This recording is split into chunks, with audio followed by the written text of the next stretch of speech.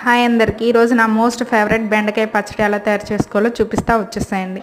ముందుగా ప్యాన్లో కట్ చేసుకున్న బెండకాయ ముక్కల్ని ఒక స్పూన్ ఆయిల్ వేసుకొని ఫ్రై చేసుకొని పక్కన పెట్టేసుకోండి. బెండకాయ ముక్కల్ని ఫ్రై చేయడం వల్ల పచ్చడి బాగా టేస్టీగా ఉంటుంది. ఫ్రై చేసుకున్న బెండకాయ ముక్కల్ని పక్కన పెట్టేసుకొని అదే ప్యాన్లో కొంచెం ఆయిల్ యాడ్ చేసుకొని ఒక స్పూన్ జీలకర్ర, 4 పచ్చిమిర్చి, ఒక 5-6 ఎండుమిర్చిని యాడ్ చేసుకోండి. 2 కాంబినేషన్స్లో పచ్చడి చేసుకుంటే పచ్చడి చాలా టేస్టీగా ఉంటుంది. ఒకసారి ట్రై చేయండి. అవి వేగుతుండగానే దాంట్లో 4-5 వెల్లుల్లి రెబ్బలను కూడా యాడ్ చేసుకొని ఫ్రై చేసుకొని పక్కన పెట్టుకోండి. ఇప్పుడు అదే ప్యాన్లో 4 స్పూన్ల ఆయిల్ యాడ్ చేసుకొని ఒక 2 టమాటాలు కట్ చేసుకొని ముక్కలుగా వేసుకోండి. దాంట్లోనే ఒక చింతపండు రెబ్బ, ఒక ఆనియన్ స్లైసెస్ కూడా వేసుకొని ఫ్రై చేసుకొని అన్నిటిని మిక్సీ పట్టేసుకోండి. ఫ్రై అయిన తర్వాత ఇలా తయారైన పచ్చడిని ఒక బౌల్లోకి తీసుకోండి. సర్వింగ్ బౌల్లోకి జిగురు అనేది అస్సలు రాదండి. ఇలా తయారు చేసుకున్న పచ్చడి అద్భుతం, అమోఘం, అమృతం.